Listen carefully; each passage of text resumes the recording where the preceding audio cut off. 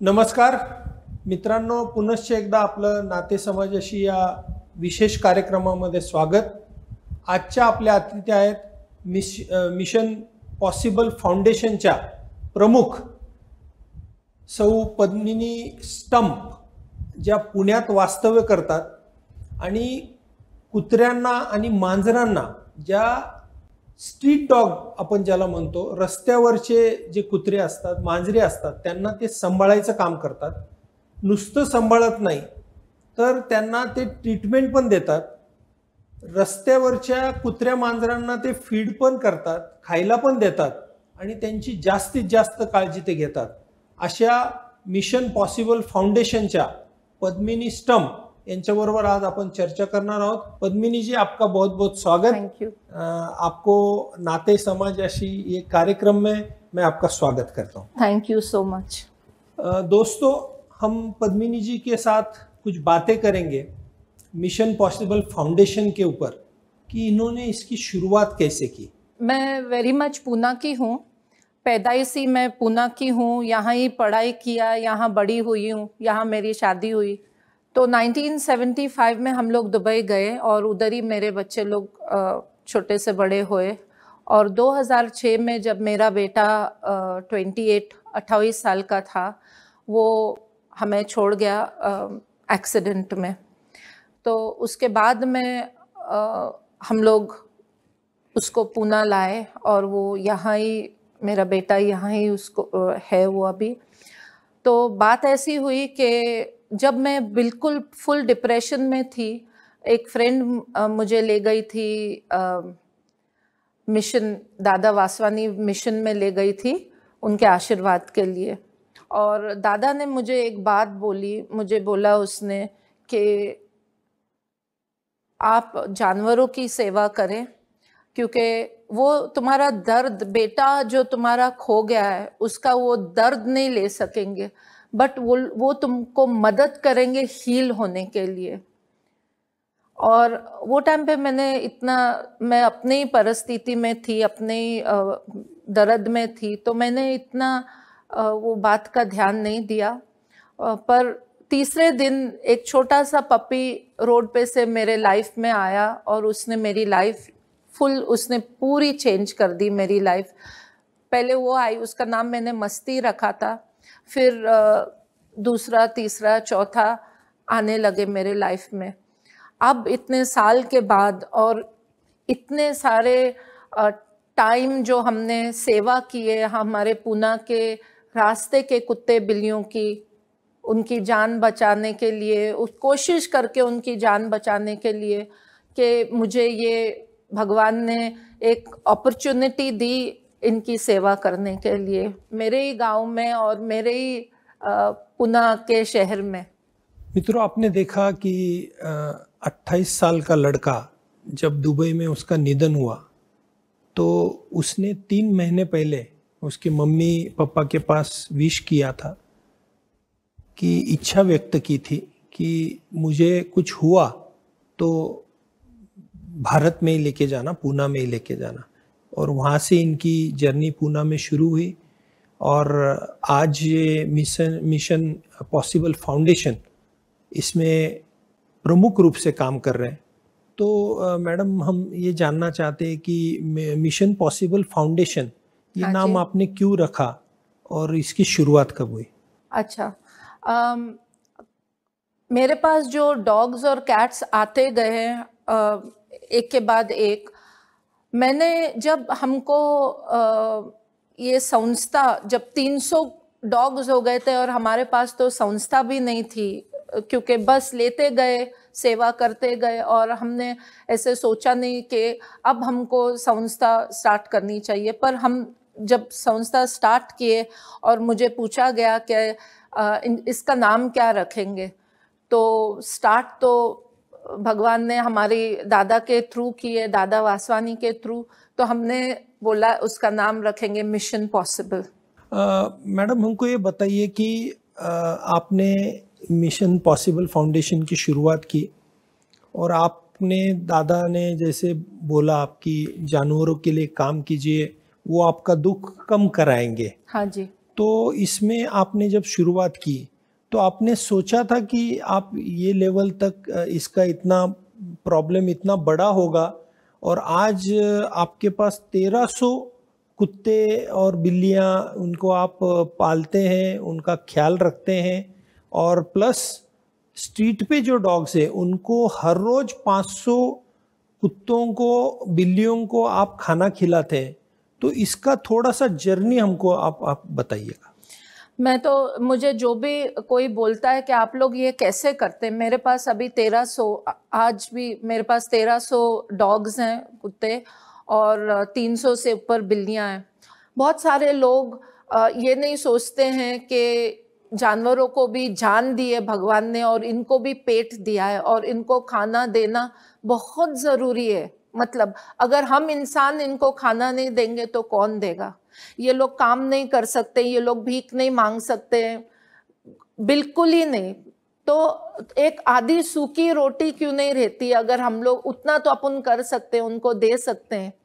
पद्मिनी जी, अभी आपने बोला कि 1300 कुत्ते और बिल्लियों को आप संभालते हैं, तो ये कहाँ संभालते हैं? कहाँ पे उनका ये हाउस आपने बनाया है, और वो मैनेज आप कैसे करते हैं? उनको क्या खाना खिलाते हैं? फिर इसका जो पैसा खड़ा होता है, जो खर्चा होता है, ये कैसे आप मैनेज करते हो?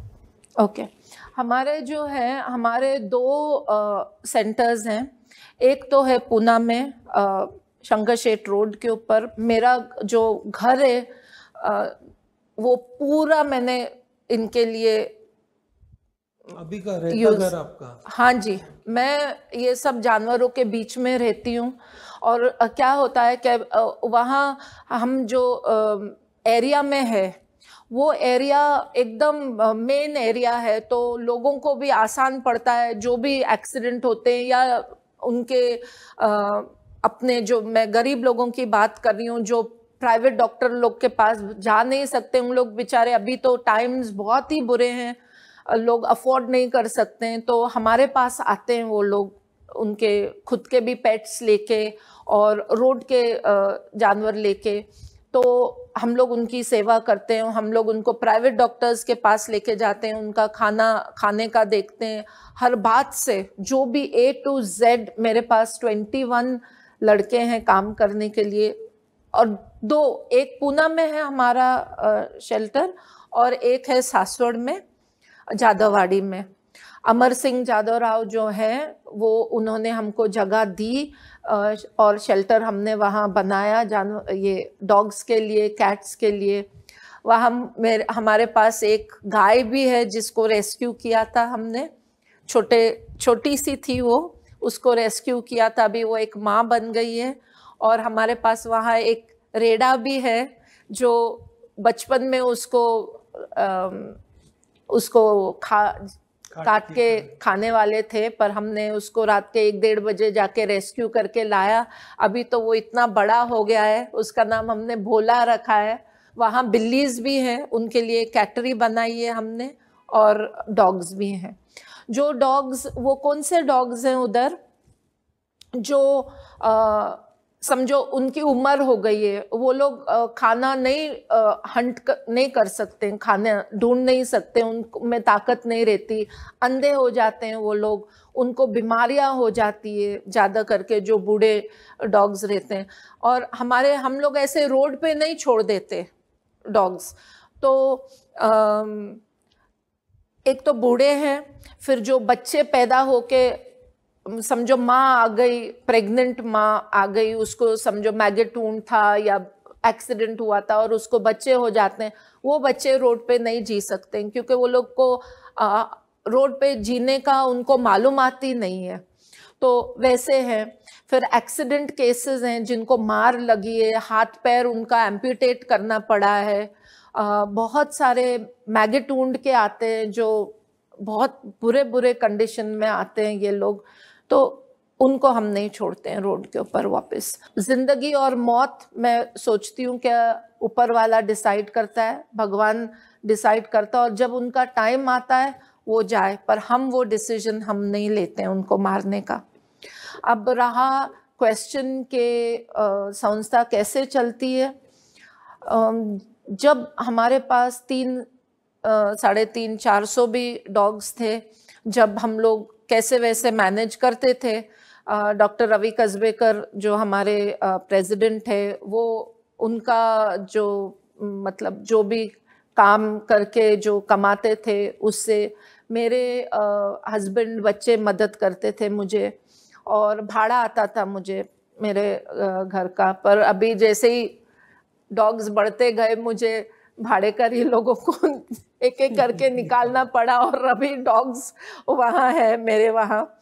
तो ये कैसे, मैं तो बोलती हूँ मैं कुछ नहीं करती हूँ, डॉक्टर साहब कुछ नहीं करते हैं, ये जो भी है भगवान करता है। क्योंकि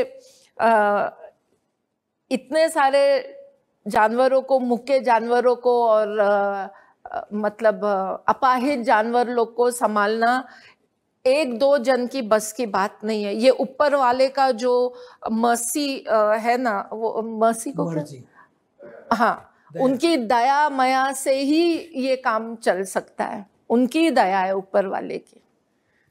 दोस्तों, आपने सुना कि कैसी तरह से हो जानवरों को बचाना है, उनको खिलाना है, कैसे भी हालत में हो उनको ट्रीटमेंट देनी है। ये सब मिशन लेके पद्मिनी जी चल रही है। और आपने देखा कि कुत्तों के, बिल्लियों के नाम भी कैसे रखे जैसे अपने घर के परिवार के लोग हो, और उनका इतना करने के बाद भी खुद क्रेडिट न लेते हुए भगवान को क्रेडिट दे रहे हैं और भगवान का काम समझ के ये कर रहे हैं। मुझे लगता है कि ये बहुत बड़ा काम पद्मिनी जी कर रहे हैं। और अभी पद्मिनी जी ने जो बताया कि उनके साथ कंधे से कंधा मिलाकर जो दूसरी व्यक्ति है, उनसे भी हम बात करेंगे, डॉक्टर रवि कसबेकर जी। तो पद्मिनी जी, बहुत बहुत शुक्रिया, आपने बहुत अच्छी तरह से ये इन्फॉर्मेशन दी, और हम सब लोग आपके साथ ये मिशन में रहेंगे। Thank you ji. Doctor Kasbekar ji, आपलंही खूप खूप स्वागत नाते समाजाशी या कार्यक्रमामध्ये.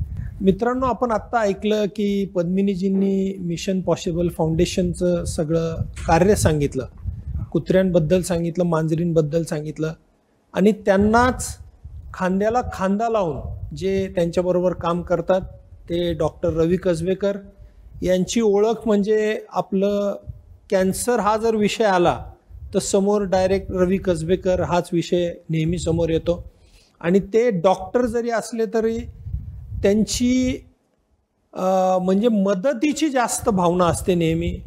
त्या इतर बाकी डॉक्टरांसारखं मी म्हणेल डायरेक्टली की तसं न करता त्यांचा अप्रोच खूपच वेगळा असतो. ते बोलण्यात एकदम कडक आहेत, परंतु जे समोरच्याच्या फायद्याचं आहे तेच ते सांगतात आणि तसंच सल्ला ते नेहमी देतात. डॉक्टर साहेब, आत्ता आपण मिशन पॉसिबल फाउंडेशनचं पद्मिनीजींकडून ऐकत होतो, त्यालाच मी थोडंसं कंटिन्यू आपल्याबरोबर करतोय. डॉक्टर साहेब, आपण या फाउंडेशनला कधी जुडला आणि आपल्याला का वाटलं की या फाउंडेशनला जुडलं पाहिजे? ह्या फॅमिलीशी माझा गेले 30 वर्ष किंवा जास्तच वर्ष माझे संबंध आहेत, फॅमिली संबंध आहेत, आणि त्यांच्या मागे, त्यांच्या सुखदुःखात मी नेहमी मागे असतो, त्यांना मदत करायला किंवा हे करायला. आणि त्याच्यामध्ये हा जेव्हा प्रकार झाला, त्याचा मुलगा गेला आणि मग त्यांनी तुम्हाला सांगितलं की फाउंडेशन कसं झालं, तेव्हापासून मी त्यांच्या 2006 पासून आम्ही जी मदत करण्याची हे सुरू झाली, तेव्हापासून मी त्यांच्याबरोबर आहे. जी डॉक्टर साहेब, त्यांच्या बोलण्यातून असं आलं की कुत्र्यांचा, मांजरांचा सांभाळ केला पाहिजे, त्यांना रोडवर सोडायला नाही पाहिजे. तर जर आपल्याकडची कुत्री किंवा मांजरं जर कोणाला घेऊन त्याचं संगोपन करायचं असेल तर त्याच्यासाठी आपण काय, कसा सपोर्ट करता आणि त्याला काही अटी शर्ती आपण लावता का, कसं त्यांना आपण हँडओव्हर करता? आपल्याला ही जी कुत्री मांजरी जी दिलेली आहे त्याच्यामध्ये 2 भाग आहेत. एक वाईल्ड ॲनिमल्स आहेत, जी सिंहासारखी, वाघासारखी आहेत, तरस आहे की जे आपण पाळू शकत नाही. आणि दुसरी कुजरी मांजरी आहेत, ती आपल्या देवाने आपल्याला जवळ दिली आहेत, कारण आपल्याला ती त्याची काळजी घेण्यासाठी. म्हणून ऋषीमुनींनी त्यावेळेला ह्या जनावरांची जोडणी आपल्या देवांबरोबर केलेली आहे. म्हणजे गणपतीचा उंदीर किंवा विष्णूचा गरुड असे हे जे काय आहे हे आपल्याला त्यावेळेला त्या पुराणामध्ये आपण तुम्ही जर गेलात तर तुम्हाला कळेल 5-6 हजार वर्षापूर्वी ह्या सगळ्या गोष्टी लिहून ठेवलेल्या आहेत आणि त्या आपण पाळत नाही आहोत आज मॉडर्नायझेशनच्या ह्याच्यामध्ये. तर ते बरोबर नाही आहे आणि त्याची काळजी आपण घेणं आवश्यक आहे. डॉक्टर साहेब, आता पद्मिनीजींनी जसं सांगितलं की 1300 कुत्री मांजरं आपण पाळतात आणि त्यांचा सांभाळ करतात. तर समजा कोणाला आपल्याला मदत करायची असेल तर त्यांना त्या सेंटरवर येऊन करावी लागेल किंवा त्यांनी जर तुम्हाला हातभार लावायचा ठरवला, कारण एवढं मोठं काम लोक करू शकणार नाही, पण त्यांना जर तुमच्यात सहभाग घेऊन या कामाला जर सपोर्ट करायचा असेल, मग जागेच्या माध्यमातून असेल, लोकांच्या माध्यमातून, पैशाच्या माध्यमातून असेल, फूडच्या माध्यमातून, तर त्याची काय आपली नाही, आमची संस्था आहे ती वेबसाईटवरती पण आहे, मिशन पॉसिबल फाउंडेशन म्हणून. आणि त्याच्यासाठी काही लोक डायरेक्ट पैसे देतात चेकच्या फॉर्मने किंवा कॅशने. आम्ही त्यांना रिसिट्स देतो, त्याप्रमाणे आमच्या हिशोबासाठी बरं पडतं. काही जण येऊन तिकडे येऊन व्हॉलेंटियर म्हणून मदत करत असतात आणि काही जण सामान देतात, अन्न देतात, बाकीच्या काही जण येऊन औषधे देतात. त्याप्रमाणे आपापल्या परीने ते आणून आपल्याला मदत करत असतात आणि आम्ही एक्सेप्ट करतो. समजा आता आजकाल असं बघितलं जातं की ज्या सोसायटीज आहेत, कारण आता लोक सोसायट्यांमध्ये राहतात, तर त्या सोसायटीमध्ये खूप रेस्ट्रिक्शन आणतात. असे काही कुत्रे किंवा मांजरं पाळायचे असतील तर त्याचं नेमका नियम काय आहे? की बऱ्याच ठिकाणी असं वाटतं की नाही, हे नियमाच्या विरुद्ध आहे किंवा हे करता येणार नाही, असे काहीतरी सोसायटीत नियम पण लावले जातात. तर खरं काय, खरी परिस्थिती काय? खरी अशी आहे की आज ही आपण माणूस म्हणून आपण त्यांना बरोबर ट्रीटमेंट देत नाही आहोत आणि त्याच्यासाठी गव्हर्नमेंटनी, इवन सुप्रीम कोर्टाने ऑर्डर काढलेली आहे की तुम्ही एका तुमच्या घराच्या मागच्या गल्लीतलं कुत्रं पलीकडच्या कुत्रं म्हणजे समोरच्या घराच्या ह्याच्यामध्ये तुम्ही शिफ्ट करू शकत नाही. ह्याचं डायरेक्शन्स आहेत. इवन कॉर्पोरेशनमध्ये सुद्धा प्रत्येक सोसायटीनी काही कुत्री पाळायला पाहिजे असा नियम आहे. प्रत्येक फॅमिलीनी जर एक कुत्रं ॲडॉप्ट केलं, रस्त्यावरती एक कुत्रं येणार नाही हो, पण हे करत नाहीत लोक. काही जण घालतात, नाही असं नाही आहे, पण मेजॉरिटी जी आहे आपल्या सोसायटीमधली ती करत नाहीत. बरं, तुम्ही सोसायटी बांधतात ते ऑलरेडी तिथे राहिलेले असतात. म्हणजे जेव्हा ती मोकळं रान असतं, तुम्ही गावं आतमध्ये सोसायटी तुम्ही म्हणजे गावात हे आतमध्ये आणलेत, आता तुम्ही कॉर्पोरेशनमध्ये आणलेत, ती मोकळी जागेमध्ये ते होते आधी, त्यांच्या जागेवर तुम्ही घरं बांधली आणि त्यांना तुम्ही म्हणता तुम्ही आता इथून जा. सेम थिंग तिकडे ह्याच्यामध्ये तेच होतं ना. आपल्या आरे कॉलनी वगैरे जी आहे मुंबईला, आम्ही सहलीला लहान असताना सहलीला जायचो, तिथे बिबटे हे सगळे वाईल्ड ॲनिमल्स तिथे होते. आपल्याला त्रास द्यायचे नाहीत कारण आपण तिथे जात नव्हतो. आता तिथे टॉवर्स आलेले आहेत. मग हे आला, एक बिबट्या आला आणि ह्याला पकडला आणि त्याला पकडलं, कारण त्याच्या घरी तुम्ही जाऊन बसलात, तिथे घरी साप येतात. तुम्ही ह्याची मातीचं साफ करून नागपंचमीला त्याला दूध घालता, तो पिऊ शकत नाही, ते दगड आहे. आणि ॲक्च्युअल साप आले की त्याला धरून घाबरून तुम्ही मारता. म्हणजे मला हे कळत नाही कारण म्हणून आपल्या ऋषीमुनींनी ह्यांना काही त्रास होऊ नये म्हणून ही जी जनावरं आहेत किंवा पक्षी आहेत त्यांना देवांच्या बरोबर जोडलेली आहेत. हे ॲनिमल्सला प्रोटेक्शन करण्यासाठीच केलेलं आहे. तुम्ही पुराणामध्ये आणि याच्यामध्ये जा ना, त्याच्यामध्ये सगळं लिहिलेलं आहे. मी आस्तिक आहे, मी देवाशी मानतो. कोण आहे? स्वामी आहेत, दत्त महाराज. आम्ही हे दत्त महाराजाचं काम करतो. त्यांच्या पायाखाली 4 कुत्री ती का ठेवली आहेत? मग मला सांगा ना, ती का ठेवली आहेत? ती त्यांना खायला दिलं, मग देवळात जायची गरज नाही हो. मित्रांनो, डॉक्टरांचं म्हणणं जरी कडक शब्दात असलं तरी एक लक्षात ठेवायला पाहिजे, मनुष्य हा एकमेव प्राणी आहे की जो या सगळ्यांपेक्षा उच्च स्थानावर आहे आणि बाकी मुख्य प्राण्यांना सांभाळायची जबाबदारी ह्या मनुष्याचीच आहे आणि ती जबाबदारी आपण सगळ्यांनी पाळली पाहिजे. त्यांना काही त्रास होऊ नये, इजा होऊ नये याच्याकडे लक्ष दिलं पाहिजे. आणि तेच यांना सांगायचं की जेव्हा कुत्री पाळण्यासारखी असतात, चांगली असतात, धडधाकट असतात, तेव्हा आपण पाळतो. आणि जी कामाची नाही त्यांना मारण्यापर्यंत लोक जातात.